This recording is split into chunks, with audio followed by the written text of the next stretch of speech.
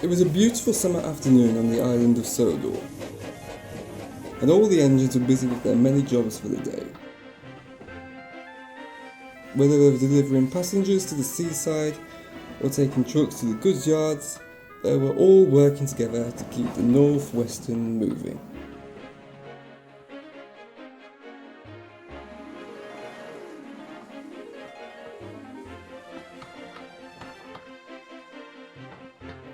Edward was puffing along the main line with a long goods trains from Vickerstown.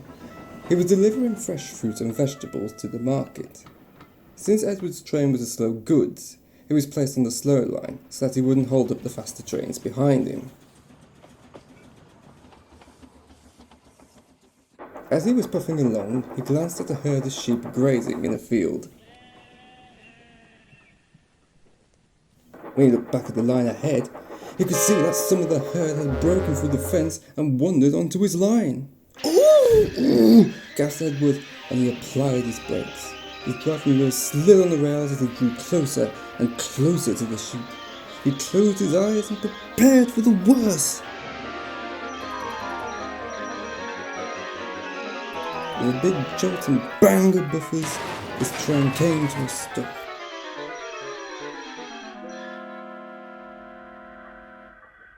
When he opened his eyes, he saw a sheep staring at him.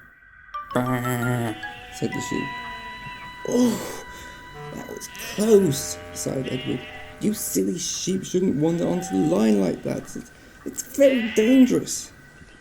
His fireman jumped from the cab and pushed the sheep back into their field, and then tried to put the fence back together. It was only a temporary job, and he and the driver would report the damage at the next station. Edward looked back at his train, saw a sight that made his boiler groan. He had stopped so quickly, the fruit and veg in his vans had spilt out and splattered all over the tracks. "That's darn it," sighed Edward's driver. "The market won't accept these goods now. Oh, never mind, old boy.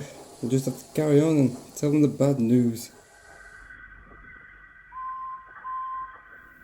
Edward tooted his whistle, and it just started to move when a horrible whine and groan erupted from within him.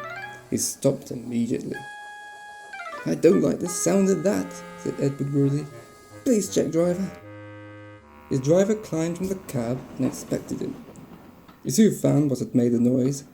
When Edward saw his driver's face, he didn't look very happy. "Your inside cylinder rods have bent out of shape. It must have happened when you applied your brakes," said his driver. "It's not safe for you to carry on with your train. I'll call for help." Edward was most upset.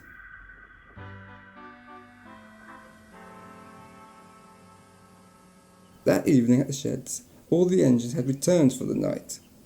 All the engines, except Edward. "Edward should be back by now. What's keeping him?" asked Percy to the other engines. "It's not like him to be late at this time of day," agreed James. "Actually on the other wheel, isn't it? Today that he sleeps at Wellsworth." "That's Friday, James," replied Gordon. "Today is Wednesday." "Well, whatever the cause is, I'm sure we'll see him puffing up the track any minute now," said Thomas hopefully. A minute passed, and 10 of them. And soon an hour. Edward was nowhere to be seen. The engines were confused. Where was Edward? Their questions would soon be answered, however, as the familiar blue car pulled into the yard. Out emerged the Fat Controller. He walked over to the engines, and he wasn't very happy. "Edward broke down today while pulling a goods train," he said to the engines. "The damage to him was quite severe, and he is now at Crovan's Gate Works under repair." "Perhaps you should put the old boy out of his misery. Pull him from service," chuckled Gordon. "I'm sure a museum on the mainland will take him on as a static display." "Gordon!" an offended Thomas yelled. "Settle down," the Fat Controller cut in. "Anyway, in a case like this, Barker would usually step in and run Edward's branch line on his behalf. But he left earlier this evening as he is being loaned to a company on the mainland for the time being. so we can't do that. Bill and Ben will be busy with their jobs at the clear works, so I'll need an engine to look after the branch line until Edward is repaired. I certainly won't volunteer, sir, said Gordon proudly. You would never catch a mainline engine like me on a branch line. Branch lines are vulgar. Of course not, Gordon, but not for that silly reason, replied the Fat Controller. I have already decided which engine will run the branch line for the time being, and that engine will be Thomas. The little blue engine's eyes widened in surprise. Me? Run 2 branch lines? Gasped Thomas. But sir, how will I be able to manage 2 lines, let alone 1? You won't, Thomas, replied the Fat Controller. Doc will handle your jobs while you are away. Now, hurry along and make your way to Aylesworth. You'll be staying there tonight, as you have jobs to do in the morning. Yes, sir, replied Thomas, and he puffed away.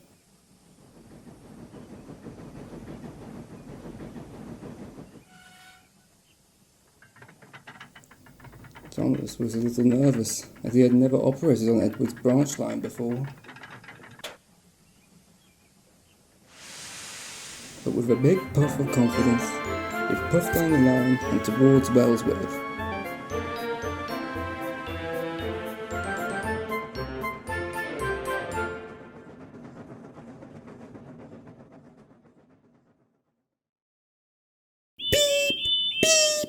Thomas jolted into life as the whistle screeched around him. Bill, look at this, chuckled Ben. Someone's shrunken Edward. And would you look at that? They've only gone and stolen his tender, chortled Bill in reply. And changed his number, added Ben. Oh dearie me, Edward, someone's upset Topham. Thomas glanced at the 2 twins and sighed deeply. He knew from then on he was in for a long week.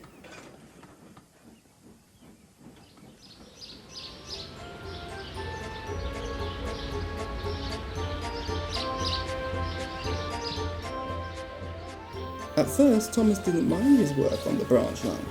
It was mostly passenger and goods trains, the same sort of work he did on his own line.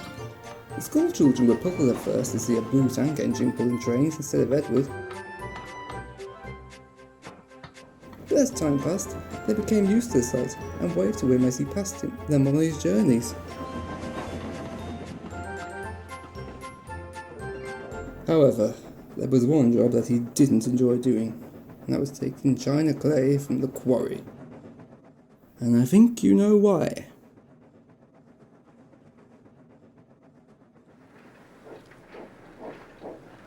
Look, Ben! Not Edward is doing Edward's jobs, said Bill with a sarcastic tone in his voice. Indeed, Bill. Who's that engine think he is coming over here and taking his jobs? The nerve of him, huffed Ben. I bet you wouldn't be acting out if I was Edward or Boko, the grumpy tank engine said. Stop being wind-up merchants. It's starting to get boring now. Oh, lighten up, Thomas. We're only having a little fun, the twins chuckled. You're enough joking around. You got jobs to be doing, the yard foreman said to the twins. Yes, sir, the twins replied, and they scurried promptly away.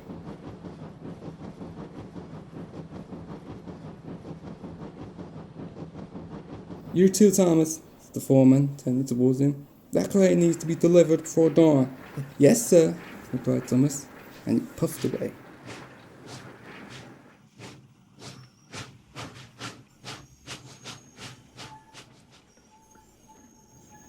However, Bill and Ben weren't finished playing with the blue tank engine. When no one was looking, they snuck out of the quarry.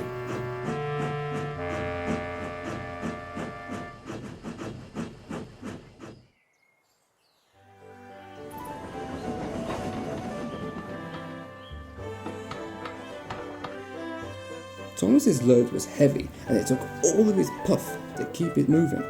His fireman had never worked so hard in his life. Driver, don't even this train is heavier than usual. Or am I just not used to this line of work? Asked Thomas. I guess this client needs more clay than usual, his driver replied. Never mind, we'll get there in good time.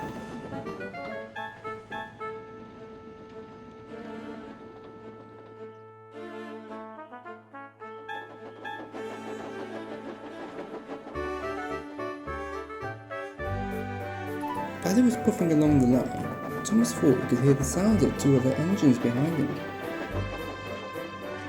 He thought nothing of it at first, but the sounds got louder and louder. He glanced to the rear of his train and saw a sight that made him groan. It was Bill and Ben trailing behind him, and no doubt about it, they were up to mischief. Oh my, not Edward! This train looks very heavy! Far too heavy for the likes of you, Bill called to Thomas. I can handle it quite well, thank you, he huffed in reply. Ben looked at Bill. Bill looked at Ben. They smirked at each other. Well, not Edward. You know what to say, right? Ben said to Thomas. Teamwork makes the train work! There was a big shunt as the twins buffeted up to Thomas's train. The train went faster and faster as the twins pushed the poor tank engine and his train up the line.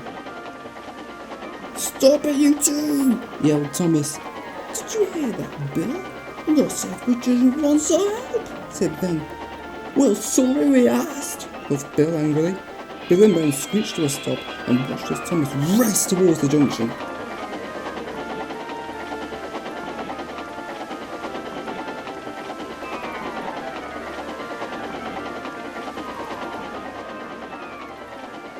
He looked at the signal, which had turned red.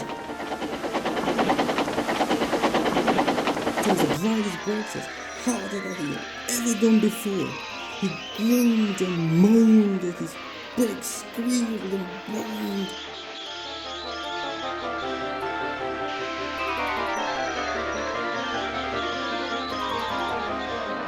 Thomas went slower and slower until he came to a complete stop.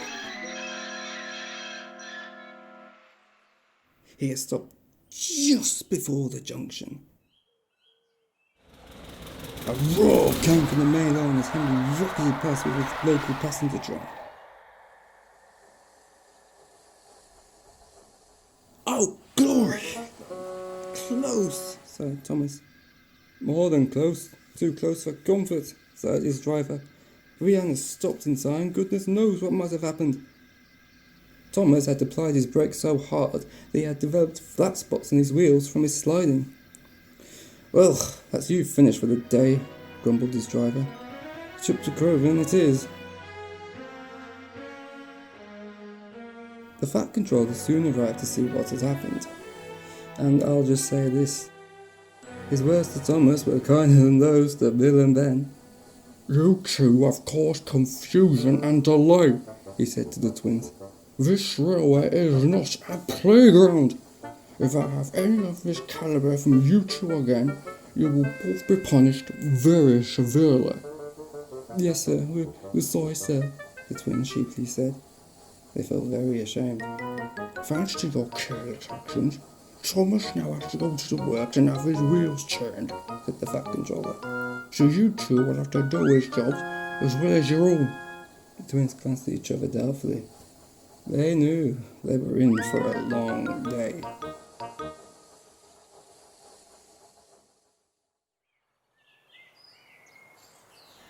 Thomas was soon out of the works and back puffing up and down Edward's branch line. After the Fat Controller's harsh words with Bill and Ben, the twins didn't bother Thomas again, and they minded their own business. But despite the twins now off his bunker, Thomas was starting to feel bored and a little unhappy. Well, he enjoyed running up his branch line.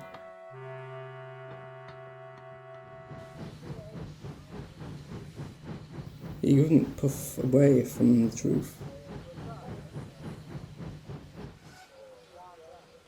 He was missing his own line.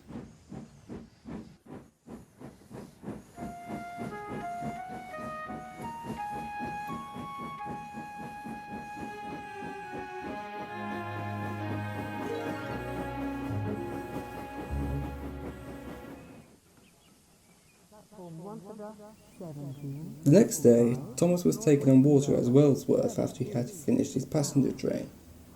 Gordon pulled into the station with his express.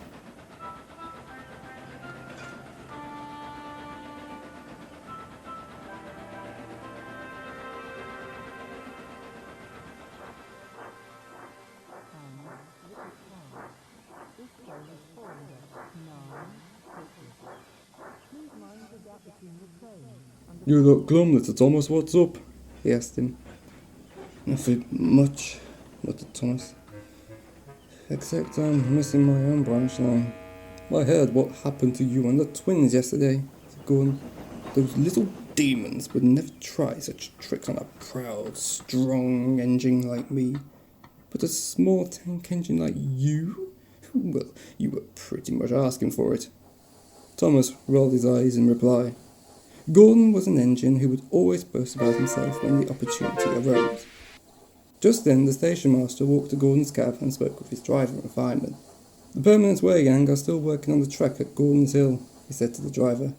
"There's a temporary speed limit on the hill, so you may need help with getting your train over it." "Bah! Nonsense!" replied Gordon. "I'm the fastest and the best, and I pull the express. I won't need a back engine. I'll climb the hill easily, speed limit or none." Just then the guard's whistle blew. "Right away, Gordon," his driver said. Gordon blew his whistle long and loud and puffed proudly out of the station. "Boop boop! See you later, little Thomas," chuckled Gordon as he puffed into the distance with his long express train.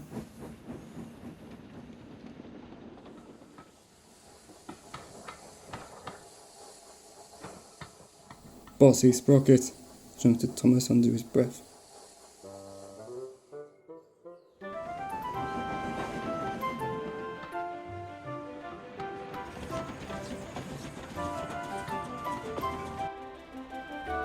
As Gordon approached the hill, he could see a yellow light on the side of the line, indicating that the workers were just ahead. "Time to slow down, Gordon," his driver said. "That speed limit won't stop me," said Gordon smugly as he started to slow his pace.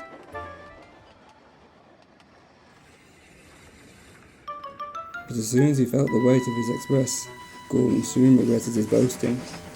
Climbing his hill was now very, very hard work. Not only was he moving slowly, but he had to be careful of the workers on the line side. Gordon tried his hardest, but it was no good. The gradient was too much, and the proud blue engine stalled. "Bother!" whined Gordon in indignity. The driver hopped from the cab and walked over to the line sign telephone. "The usual," a line sign worker jokingly said. The driver chuckled and began his call with Wellsworth's station master.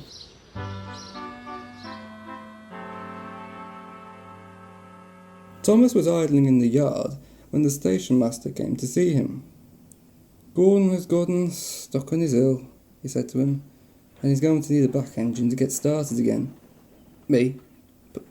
Push such a heavy train? I have enough trouble as it is pulling the China clay," said Thomas. "There aren't any other engines that can come in time to help," said the station master. "It's all up to you, Thomas." Thomas glanced doubtfully at the rails beneath his wheels. He didn't have that much faith in himself to pull off a task like this. But then he remembered all the work he had done on Edward's branch line that week, thinking of all those heavy loads he had pulled. If he could do all that, what was stopping him from doing this? With a big puff of steam, Thomas roared into action. "I'll be there right away," he said, and with a whoosh of steam, he thundered out of the yard and onto the main line.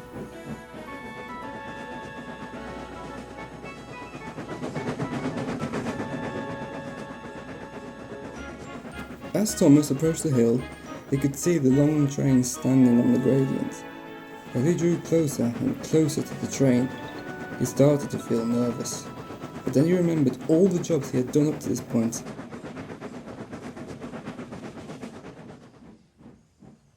And he buffered up behind the last coach.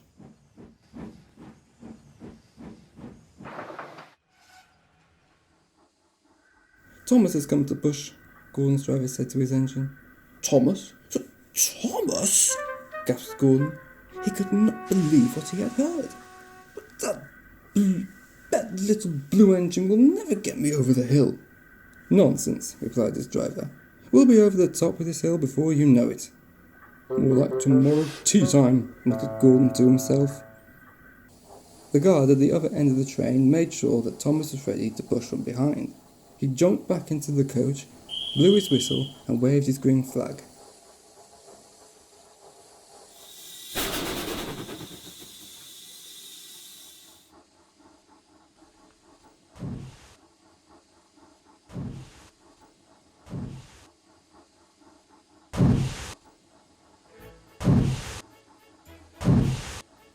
Thomas puffed and pushed and puffed as hard as he could. Thick black smoke erupted from his funnel as his pistons worked harder than they had ever worked before. At the other end of the train, Gordon was surprised to see that he was moving. Well, I'll be a ding-dong-dang. The little puffer has got us going, said Gordon's driver. Come on, Gordon, put some good cylinder grease in. Gordon chuffed and puffed as hard as he could. Thomas huffed and puffed and chuffed and choked. His face was as red as James' paintwork. He had never worked so hard in his life. Slowly but surely, the big express rolled up the hill. Thomas's exhaust beats could be heard from miles around, and so could the thick smoke from his funnel. That's it, Thomas, keep it up, called Gordon to the back of the train. He was very impressed. Thomas, on the other hand, was far too busy to reply. He felt as if his boiler tubes were about to burst. I'll do it, I'll do it, I'll do it, he thought to himself. Oh dear, the top of it go.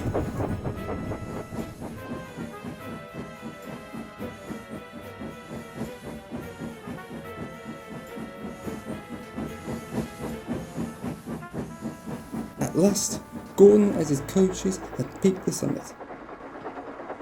The train became faster and faster, and Thomas slowed down as he separated from the express. Thank you, Thomas, called Gordon. Thomas watched as the express flew down the hill and disappeared into the distance. Thomas needed a quick breather after that task. Whilst his coupling rods and wheels were aching, Thomas was able to break a small smile. He had done it. Well done, Thomas, said his driver, patting the side of his cabin in praise. Yes, very well done indeed, added his fireman. After his quick rest, Thomas rolled back down the hill and puffed onto Wellsworth Station.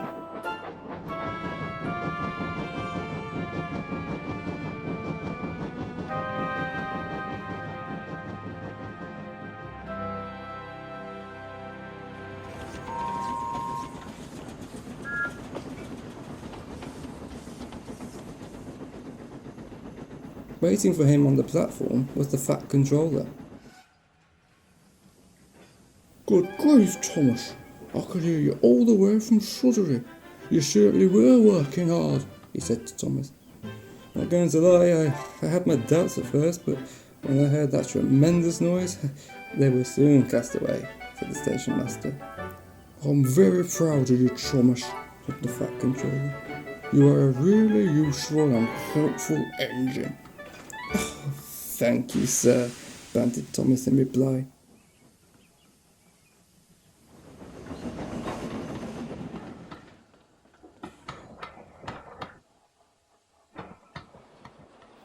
The next day, Edward had returned from the works and was back in action on his branch line. As he pulled into Brendam docks with his goods train, he saw Thomas puffing away from the quarry on his way back to his branch line. The tank engine stopped briefly to speak with Edward. Thank you for looking after my branch line. It seems you've kept it in good order, Edward began. Why, thank you, Edward, replied Thomas. So, how were things on this side of the island? Asked Edward. Very different from my line, that's for sure, replied Thomas. And Gordon was right. The quarry twins are like little demons. I see you've run into them there, chuckled Edward. Never mind though. A firm tone and strict orders will have them behave at once. I think it's more than not to put them straight. Thomas thought through his smoke box. And I also heard about you helping Gordon up the hill. At first I thought it was a load of nonsense, but when the Fat Controller told me all about it... Yes, as much of an achievement it was for me, I think I'll stick to pulling things up hills from now on, chuckled Thomas. I mean, once you've done it as long as I have, you'll get used to it, chuckled Edward. Oh, I don't know how you get on with Gordon burning all the time. Oh, pass, said Thomas. Well, offer's on the table, if you ever fancy it, laughed Edward. The two engines chuckled, and then Thomas puffed away back to his own branch line. He couldn't wait to tell Percy and Toby all about his time on the line, though he had a feeling it would take time for them to believe that he had pushed Big Gordon and his coaches up the hill.